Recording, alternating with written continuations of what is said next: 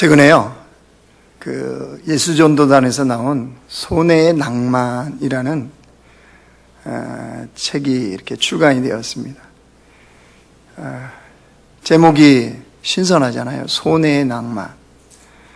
그래서 그 책을 사서 이제 읽기를 처음 들어가는 말에 그런 공감되는 내용이 이렇게 써져 있더라고요. 이런 내용으로 써져 있습니다. 현대인들은 자신이 손해받은 느낌을 들면, 손해받았다는 느낌을 들면 도저히 참다. 이게 이제 들어가는 말입니다. 한 사람의 이 내용이에요. 여러분도 한번 생각해 보세요. 여러분이 이런 경우라면 어떻게 하실 건지. 나는 직장 취업 후부터 주식 투자를 시작해 몇 년 사이 원금을 회수하고 500% 이상의 수익률을 기록했다. 주변의 지인들에게서 주식 천재라는 칭찬을 듣는 것도 이제 어색하지 않다. 그런데 어느 날 갑자기 세계적인 금융 위기가 터지고 소유하고 있던 주식이 반토막이 났다. 자, 여러분이 이런 처지라면, 이런 입장이라면 어떤 기분이 드시겠습니까? 엄청 손해났다. 그죠? 대부분 이렇게 생각한다는 거죠. 근데 엄밀하게 따지면 손해본 겁니까? 안 본 겁니까? 관심이 없습니까? 남의 이야기입니까? 아니, 원금은 이미 회수했다며요. 원금은 이미 회수했고 수익률이 500%라고 그랬잖아요. 그러니까 엄밀히 따지면 원금을 회수했기 때문에 손해난 건 없죠. 근데 사람의 심리, 이 마음 속에 뭐가 자리 잡느냐? 심각한 상실감에 사로잡힌답니다. 왜요? 반토막이 났잖아요. 이 상실감 때문에 사람들이 어떤 행동을 시작하냐 그러면요, 수익률을 회복하기 위한 이 일을 시작한답니다. 그래서 이제 무리한 투자를 하게 되고 나중에 결과는 원금까지 결국 날리게 된다는 거예요. 주식 이야기를 하니까 잘 피부에 안 와닿죠? 그러면 진짜 피부에 와닿는 이야기를 그 밑에 또 하나 기록해 놨어요. 제가 이거 보고 너무 공감을 했어요. 사람들이 TV 볼 때요, 결코 한 채널에 고정을 안 한다는 거예요. 요즘은 TV가 이게 한 프로그램을 틀어놓으면 밑에 또 다른 채널이 이렇게 띄울 수 있잖아요. 그래서 띄워놓고 사람들이 열심히 검색을 해서 자기가 보기에 가장 유익하고 가장 재미있는 것을 꼭 해서 봐야 된다는 거예요. 왜 그렇게 채널을 막 검색해서 자기가 원하는 재미있는 것을 보느냐? 사람들 마음속에요, 내가 이 시간을 지금 TV를 보는데 가장 재미있는 것을 보지 못하면 내가 손해봤다. 이 시간이 내게는 손해이다 라고 하는 마음을 갖는다는 겁니다. 그러니까 결론적으로 손해남은 우리는 견뎌요, 못 견뎌요? 할렐루야 찬양대 오늘 탁 찬양을 했는데 오늘 박수가 영 그래요, 그죠? 아니, 본인들한테 박수하는 건 아니에요. 물론 당연히 하나님을 향해서 우리가 같은 마음으로 화답을 하는 게 박수 치는 거예요. 여러분 아시죠? 할렐루야 찬양이 끝나면 아멘 그러고 우리가 박수 치잖아요. 그게 할렐루야 찬양들 향해서 박수 치는 게 아니에요. 우리도 같은 찬양의 고백입니다라고 이렇게 박수로 하나님께 올려드리는 거거든요. 그러면 우리가 북한처럼은 못 쳐도, 그죠?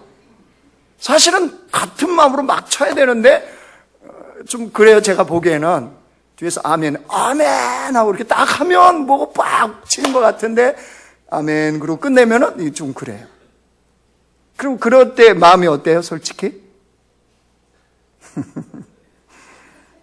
같아. 설교를 그냥 머리가 뽑히도록 준비했는데 반응이 없으면요, 괜히 손해본 것 같아요. 선포라며요, 설교는. 주의 진리를 선포해놓고 손해볼 게 뭐 있냐 말이에요. 그런데 우리 마음속에는 다 그런 게 있더라는 거죠. 그러면서 제가 무슨 생각을 했느냐, 이처럼 우리의 마음속에는 손해나는 것은 결코 견디어 하지 못하는데 진짜 우리가 인생을 주님 안에서 살아가면서 손해난 인생의 길을 걷고 있으면 어떡할 겁니까? 나는 내가 잘 살고 있다고 생각하고 그 길을 선택하고 갔는데 주님 안에서 정작 진짜 손해본 인생길을 걷고 있는 어리석음을 범하고 있으면 어떡할 거냐는 거죠. 그래서 오늘 말씀은 그 십자가에 구원받은 백성들, 십자가의 그 보혈로, 피로 구원받은 주의 백성들이 진짜 잘 사는 법, 그것이 무엇이냐 오늘 말씀을 통해서 보려고 합니다. 오늘 본문은요, 예수님이 제자들을 부르시는 장면입니다. 예수님이 왜 제자들을 부르시냐 그러면요,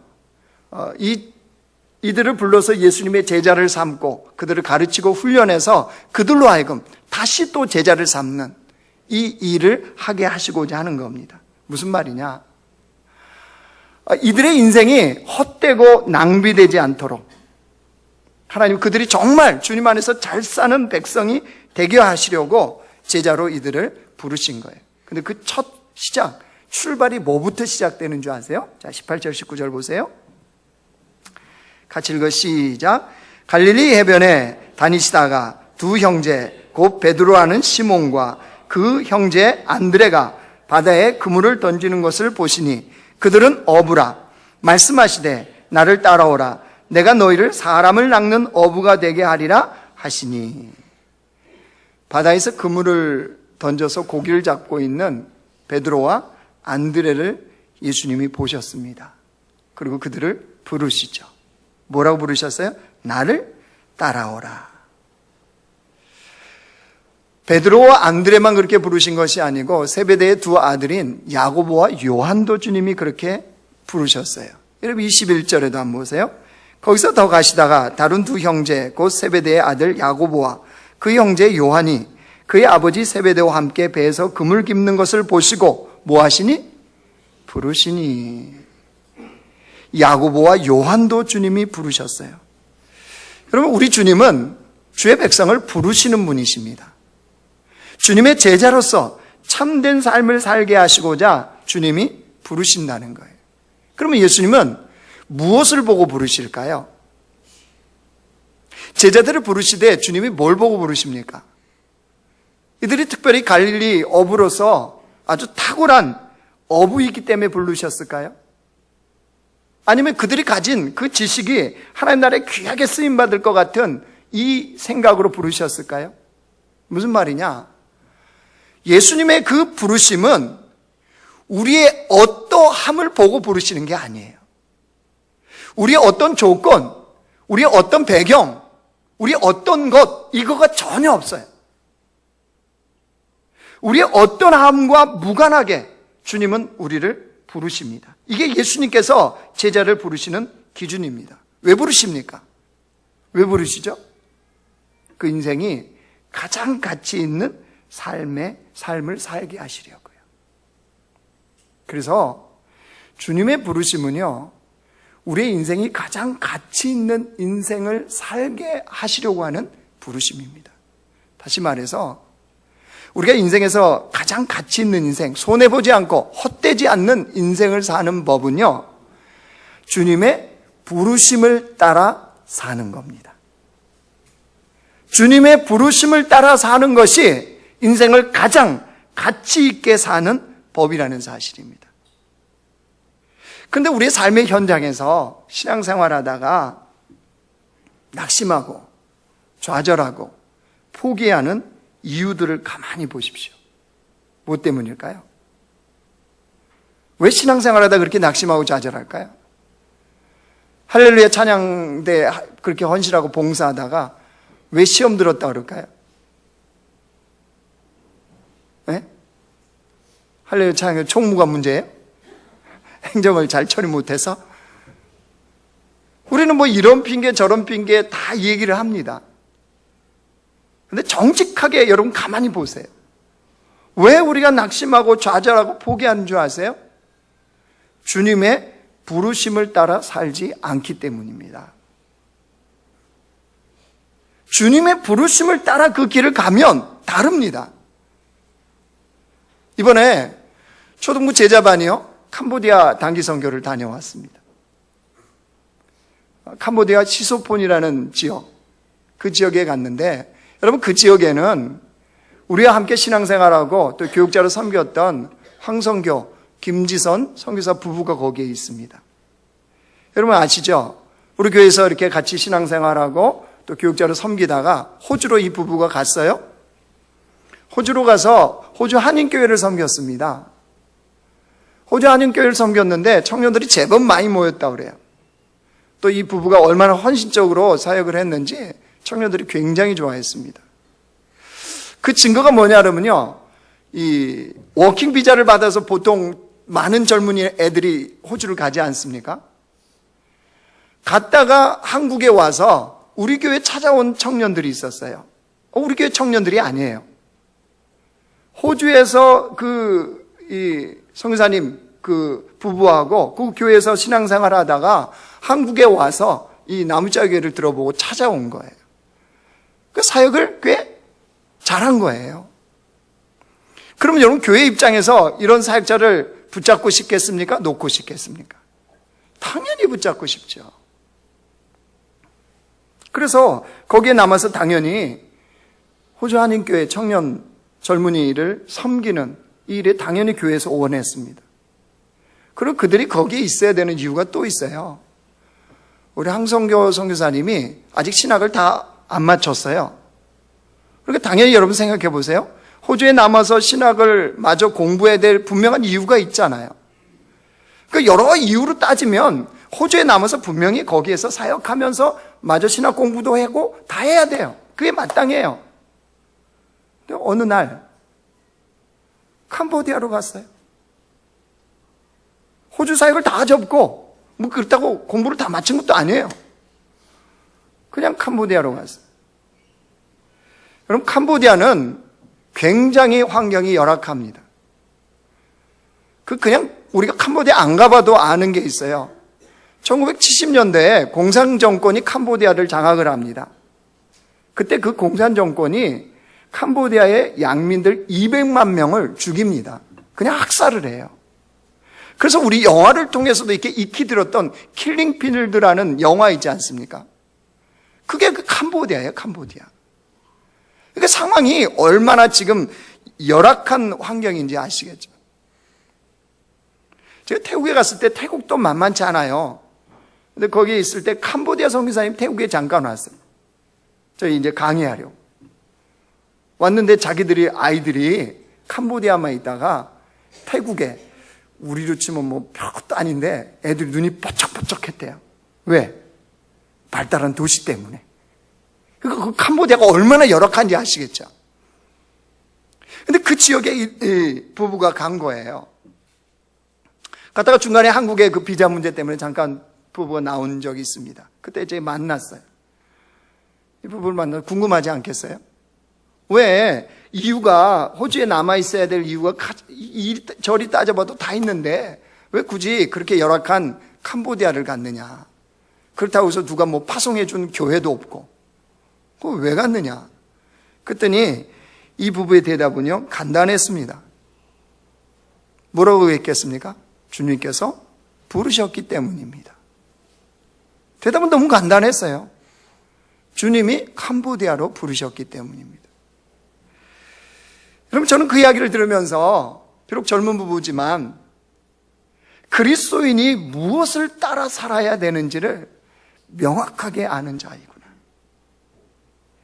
인생이 무엇을 따라 살아야 가장 가치 있고 가장 행복한 인생인지를 명확하게 알고 있는 부부구나 라는 생각이 들었습니다. 여러분 그리스도인은 주님의 부르심을 따라 살아야 됩니다. 주님의 부르심이 있는 곳을 가셔야 돼요. 그게 사명자고 그게 제자입니다. 여러분 주님의 부르심을 따라 사는 것과 내가 좋아서 원해서 가는 길은요 차원이 다릅니다. 여러분 이번에 지금 동계 올림픽 하고 있잖아요. 평창에서. 그죠? 평창에서 동계 올림픽을 하는데 여러분 거기는 수많은 자원봉사자들이 있어요. 아시죠? 그 뉴스를 통해서도 많이 나왔잖아요. 수많은 자원봉사자들이 있는데 중간에 환경과 처우가 열악하다고 그래서 이분들이 어떻게 했어요? 자원봉사 철수하고 집으로 돌아간 사람들도 많습니다. 무슨 차이죠?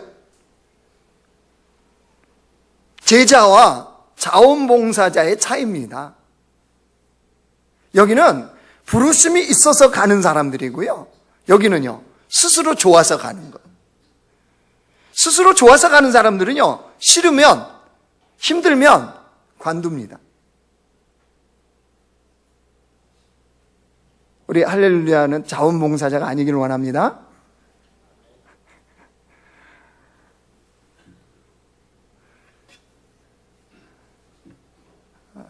부르심, 베드로, 안드레, 야고보, 요한, 오늘 4명의 제자를 주님이 부르셨어요. 자, 이들의 반응 한번 보실래요? 20절 상반절 보세요. 20절 보세요. 20절 같이 읽습니다. 시작. 그들이 곧 그물을 버려두고 예수를 따르니라.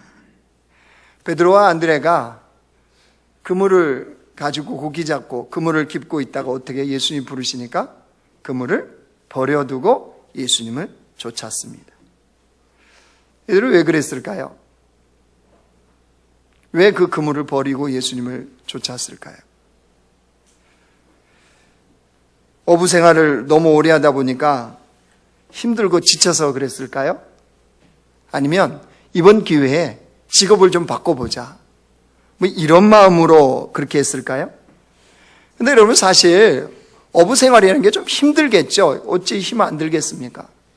힘든데 그물만 갖고 있으면 일평생 바다에서 먹고 사는 거, 여러분 이거 해결되지 않습니까? 요즘으로 얘기하면 소위 전문 직종이라 할 수 있는 거죠. 그런데 그것을 다 버려두고 예수님을 따랐어요. 야고보와 요한은 어떻게 했는지 아십니까? 22절 보세요. 같이 읽어요. 시작. 그들이 곧 배와 아버지를 버려두고 예수를 따르니라. 아니, 베드로, 안드레는 그물을 버리고 예수님을 따랐어요. 그런데 여기 세베대 두 아들인 이 야고보와 요한은 뭘 버렸대요? 배도 버렸고 또 뭐도 버렸어요? 아버지도 버렸대요. 아버지도. 역시 광신자가 되면 안 돼. 그죠? 아버지도 버려버리고. 여러분, 배 얼마나 재산 가치 많겠어요? 배도 버리고. 여러분, 혹시 이런 마음 드시는 분들 계세요? 역시 예수님을 잘 믿으면 위험해. 인생은 위험해지는 거야. 적당한 거, 적절하게, 균형 있게 예수 믿는 거 너무 중요해. 이런 생각 혹시 갖고 계신 분들 계세요? 여러분 기억하세요? 10계명의 제5계명에 뭐라고 그랬어요? 내 부모를 5월 달에만 듣는 설교입니까? 내 부모를 뭐 찔리세요? 왜 크게 안 하세요? 내 부모를 공경하라. 하나님의 명령이에요. 공경했으면 좋겠다 아니에요. 공경하라. 이게 뭔가요? 아니, 배도 버리고 부모도 버렸대요. 아버지도. 이 말씀은 그 말씀이 아니고 이런 말씀이에요. 사람은 인생에서 가장 가치 있는 것을 발견하면 그 나머지 것은 어떻게 합니까? 포기하는 것이 가능해진다는 거예요. 재산도 버려라, 부모도 버려라, 이 말씀이 아니고요. 정말로 가치 있는 것을 발견하면 그 가치 있는 것을 위해서 나머지는 기꺼이 포기할 수 있게 되어진다는 거예요. 그걸 강조하는 거예요. 마태복음 13장 말씀 보여주실래요? 같이 읽어봐요. 시작. 천국은 마치 밭에 감춘 보화와 같으니 사람이 이를 발견한 후 숨겨두고 기뻐하며 돌아가서 자기의 소유를 다 팔아 그 밭을 샀느니라. 천국은 마치 이와 같으니 그러면서 비유하는 거죠. 어떤 그 농사 짓는 사람이요, 남의 밭을 기용하다가 그 밭 속에 보화가 있는 걸 발견한 거예요. 그래서 이 사람이 어떻게 했다는 거예요? 집에 돌아가서 자기의 논밭, 재산, 냉장고 다 팔고, 그죠? 애들 부르잖아. 냉장고 팔아. 그 있잖아. 다 팔고 뭐 했대요? 그 밭을 산 거예요. 왜 그렇죠? 그 밭의 가치를 아는 사람이니까요. 저는 저희 집안에서요, 신앙의 1세대입니다. 저희 집에서는 제가 가장 먼저 예수님을 믿었습니다. 그리고 목사가 되었습니다. 그러니까 신앙의 1세대고 목사도 제가 1세대인 거예요. 지금은 저희 집에 이제 신앙생활하는 사람들이 제발 많아졌습니다. 그래서 권사님도 또 집사님도 저희 집안에 그런 직분을 갖고 섬기는 가족들이 생겨났습니다. 이렇게 명절에 모이거나 어떤 일 때 모이면 저희 누님들이 저를 항상 이렇게 부릅니다. 목사님, 이 목사님, 그리고 불러요. 저희 집에서는 제가 막내입니다. 8째의 막내입니다. 저희 큰 누님과 저는 20살 차이가 납니다. 엄마 같습니다. 밑에 있는 둘째 누이도 권사님이세요. 그분하고도 나이 차가 꽤 많이 나요, 저. 근데 이분들이 저한테 목사님이라고 불러요. 아니, 막내니까 제 이름을 불러도 됩니다. 예전에 늘 그렇게 불렀으니까요. 아니, 그냥 막내라고 편하게 불러도 아무 이상이 없어요. 항상 저를 만나면 이 목사님 그러고 부릅니다. 존칭해 주는 거겠죠. 그러면서 그분들이 저의 흰 머리카락을 보면서 항상 안쓰러워 하십니다. 우리 집에는 흰 머리카락이 없는데. 그리고 저녁에 모이면 항상 저를 배려해. 먼저 가라고 그래요. 내일 아침 새벽 기도해야 되는데 먼저 가시라. 아마 그분들은 제 머리카락을 보면서 그런 생각을 했던 것 같아요. 목회의 힘겨움이 머리카락으로 징표로 드러난 것이다. 그래서 그런 안쓰러움이 늘 있으신가 봐요. 그런 이야기를 할 때 저는 그냥 듣고 있습니다. 뭐 그렇게 생각하신다는데 어떡하겠어요. 근데 그분들이 모르는 게 하나 있어요. 모르는 게. 머리카락이 휘어지든 뭐 어쩌하든 저는 지금 제가 가고 있는 이 길이 가장 가치 있는 길이고 제 인생에서 가장 행복한 길인 것을 알고 가고 있다는 사실이에요. 그럼 여러분 마음속에 질문하고 싶을 거예요. 그럼 목사님 그렇게 행복하시는데 머리카락 뭐예요? 하얀 거. 그런 분들을 위해서 하나님이 진리의 말씀을 말씀하십니다. 자, 한번 말씀 보여주세요. 같이 읽어요. 시작. 백발은 영화의 면류관이라 공의로운 길에서 얻으리라. 아멘. 백발은 뭐라고요? 영화의 면류. 제 이야기가 아니에요. 진리의 하나님의 말씀이에요. 무슨 말이죠 이게? 머리가 하얘지면 영화의 면류관이다 이게 아니고 주님 안에서 인생을 꾸준히 살아간 연세 드신 그분들이에요. 그분들은 영화의 면류관이다 이 이야기를 하는 거예요. 무슨 말이냐? 주님의 그 부르심의 가치를 아는 백성만이 주님의 부르심을 따라 살아간다는 사실이에요. 자, 그렇다면 주님이 우리를 부르셨고요. 또 우리가 그 가치를 알았어요. 그러면 어떻게 살아야 될까요? 십자가의 그 복음으로 구원받은 주의 백성들이라면 십자가의 복음만이 참된 생명이고 소망이라는 걸 알았다면 이제 어떻게 살아야 될까요? 자, 20절 다시 보세요. 그들이 곧 그물을 버려두고 뭐하니라? 예수를 따르니라. 22절도 보세요. 그들이 곧 배와 아버지를 버려두고 뭐하니라? 예수를 따르니라. 예수를 따르니라. 주님을 따르는 삶을 시작하는 거예요. 그것도 언제요? 그 가치를 안 그 순간, 곧, 다 곧이라고 그랬죠? 20절도 22절도 곧 즉시로 참된 가치를 발견한 즉시로 주님을 따라 살아가는 삶을 순종한다는 거예요. 여러분 기억하세요? 주님을 따라가는 길은요, 고난의 길입니다. 주님을 따라가는 길은 섬김의 길입니다. 주님을 따라가는 길은 희생의 길, 십자가의 길입니다. 그러니까 때로는 힘겹고 어려울 때가 있습니다. 그런데 여러분 또 기억하세요. 그렇게 힘들고 어려운 주님을 따라가는 그 길인데 그 길이 가장 가치 있고 가장 행복하다는 사실입니다. 그 길이 참된 소망이 있고 참된 생명이 있다는 사실이에요. 그러니까 힘들고 어려워도 우리는 인생의 목적을 주님을 따라가면서 이제 바꾸는 거예요. 목적이 바뀌어요. 인생의 목적이. 무엇으로 바뀌어요? 하나님의 나라, 하나님의 뜻. 나의 가정에서, 나의 직장에서, 나의 삶의 현장에서 어떻게 하면 하나님의 나라와 하나님의 뜻을 위해서 살아갈까? 이게 바뀌어요. 그래서 마태복음 6장 33절 뭐라고 그랬어요? 보여주세요. 같이 읽습니다. 시작. 그런즉 너희는 먼저 그의 나라와 그의 의를 구하라. 그리하면 이 모든 것을 너희에게 더하시리라. 먹고 사는 거, 입고 사는 거, 그렇죠? 이 모든 문제 얼마나 염려 근심이 많습니까? 근데 그거 하지 말고 주님 뭐라고 했어요? 너희들은 십자가의 복음으로 구원받은 너희들은 하나님의 나라와 하나님의 의를 구하라. 기도를 해도 우리의 삶의 목적도 우리의 관심도 거기에 맞추라는 거예요. 그러면 세상 사람들이 염려하고 근심하고 걱정하는 무엇을 먹을까, 무엇을 마실까, 무엇을 입을까, 이건 누가 해결해 주신대요? 하나님이 해결해 주신다는 거죠. 그러니까 인생이 다른 거예요. 우리의 염려와 근심, 걱정거리가 달라지는 거예요. 그리고 이제는 어떻게 하면 그 삶을 통해서 하나님의 말씀을 이룰까?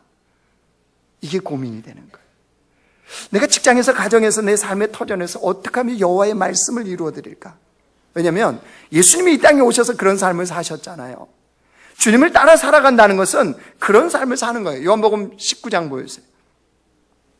같이 읽어요. 시작. 예수께서 신포도주를 받으신 후에 이르시되 다 이루었다 하시고 머리를 숙이니 영원히 떠나가시니라. 예수님이 마지막 뭐라고 그랬어요? 다 이루었다. 무엇을 이루었다는 거죠? 예수님을 통해서 이루고자 하는 하나님의 말씀. 이걸 다 이루었다는 거예요. 자, 그런데 여러분, 우리는 그렇게 오늘 말씀을 듣고 이제 마음에 도전도 되고 또 그래서 그런 삶을 살려고 해요.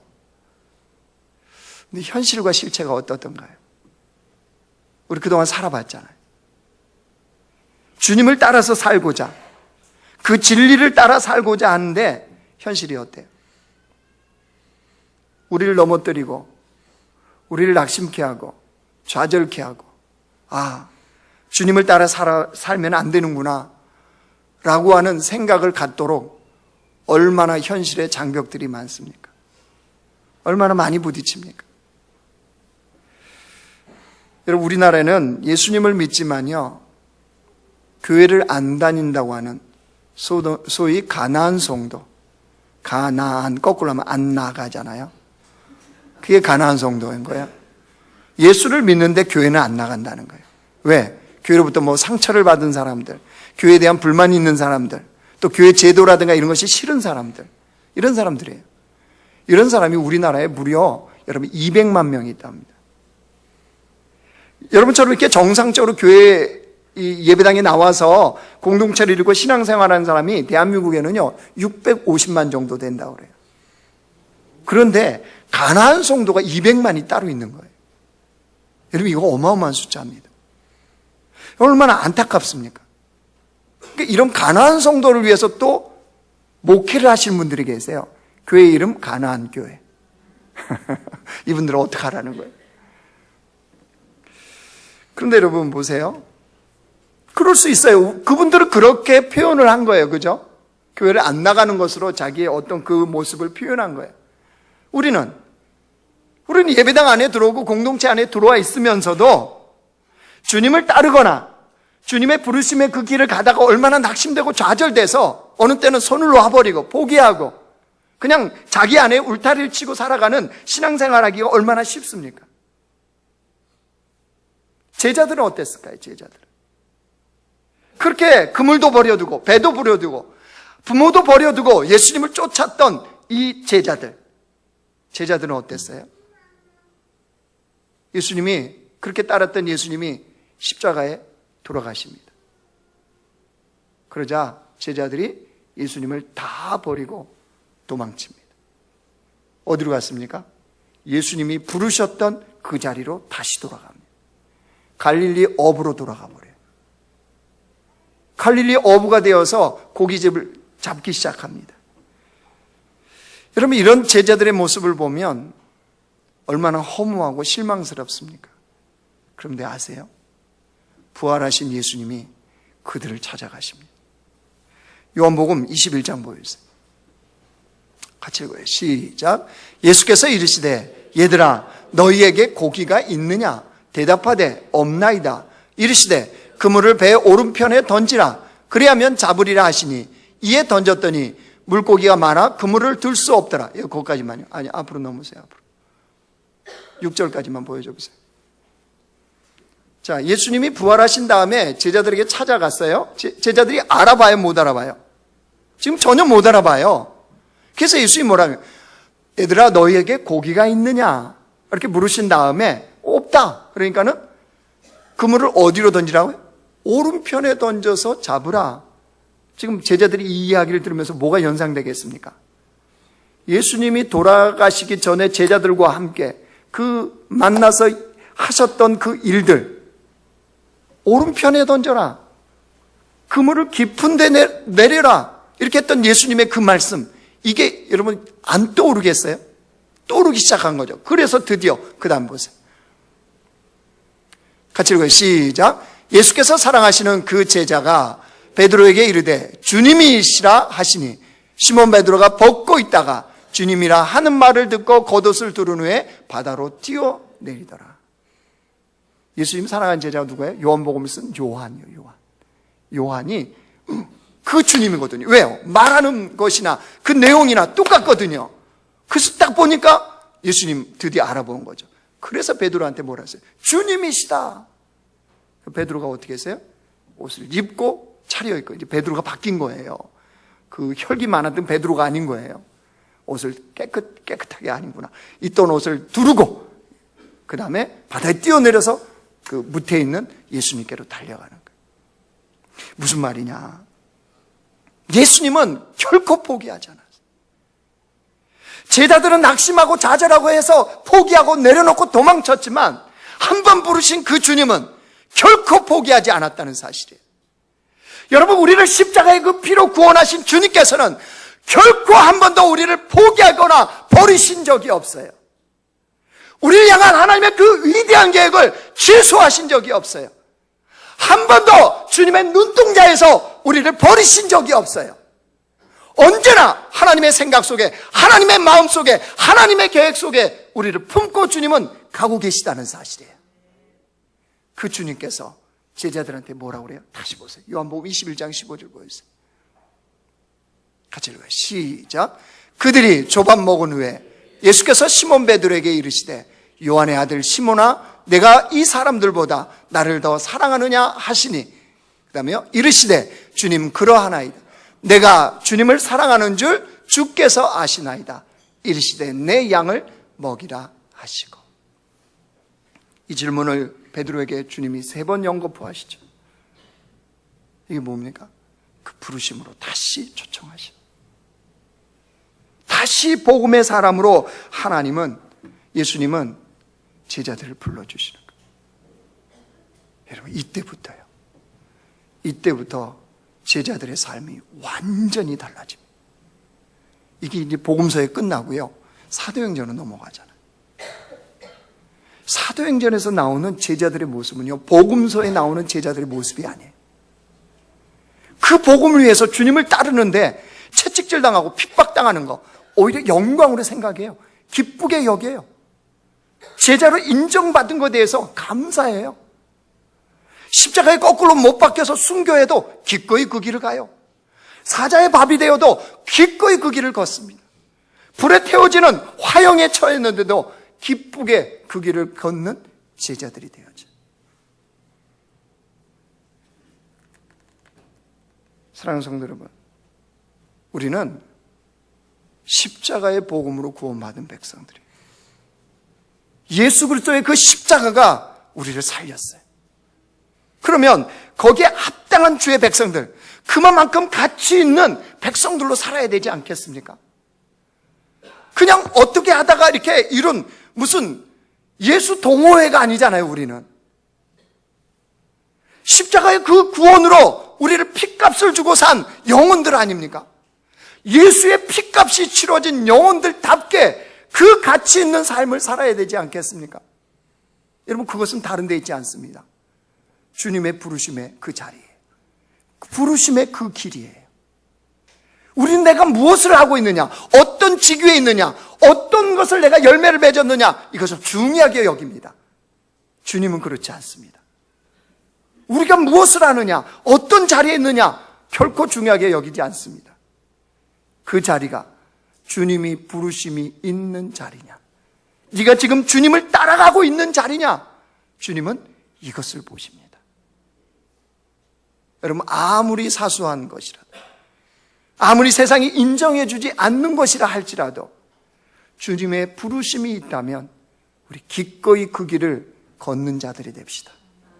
주님의 부르심을 따라서 우리의 인생길을 걷고 나중에 마지막이 되었을 때 손해보고 헛된 인생이었다라고 고백하지 않는 주의 백성들이 되길 원합니다.